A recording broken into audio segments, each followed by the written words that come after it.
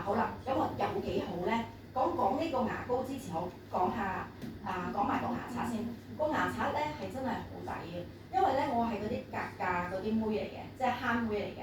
咁所以咧我就去完呢個就去嗰間度格嘅。咁嗰啲細路仔多咧，換牙刷係真係密嘅。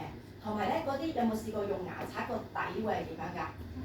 黑色，同埋嗰時開始有網絡世界嘅話，睇到好多資訊，嗰啲黑色嘅嘢係廁所鮑魚刷嘅菌嘅80倍喎，幾恐怖啊！我喺度諗，即係點解啲細路仔只要一個時候傷風感冒，喺嗰啲濕潤嘅濕立立嘅環境底下會發生咩事啊？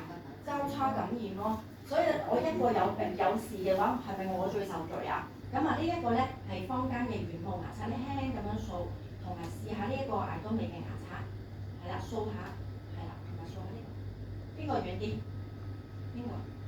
係咪呢個軟啲坊間嘅？咁我咧就俾個真相大家睇，呢張紙巾就當我哋自己啲牙肉啊嚇。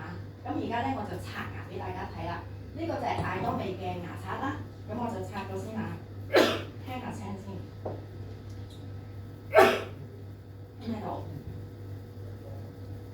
好，跟住然之後就到坊間頭先你話軟熟啲嘅牙刷。其實聽聲都聽到。咁我而家就刷埋夜晚黑㗎咯喎。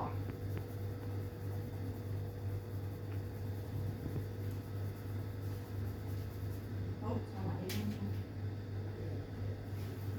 呢邊細聲好多喎，撳晒落去。好，我哋睇下效果先。好，都見到啦。嚟近啲嘢俾你睇，牙肉發生咩事？頭先係呢個，呢個係呢個。有冇見到佢呢度做乜嘢？花咗，牙肉花會發生咩事啊？大家想唔想流啊？流牙血咯，跟住又或者會點啊？損咗會變成咩啊？生痱滋。你知咯，發炎咯，係咪啊？容唔容易細菌感染啊？係啊，咁原來你感覺佢頭先呢個係咪軟毛啲啊？但係出嚟嘅效果係會插花牙肉嘅喎。咁但係呢個一樣都係早晚有插到冇插花牙肉喎，係咪啊？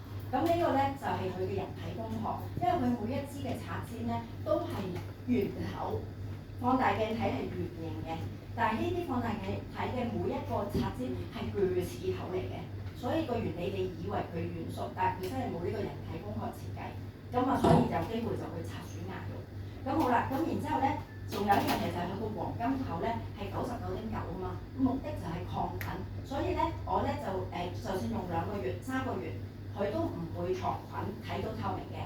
咁我哋啲蝦妹就會留翻佢，我哋刷爐做啊嘛。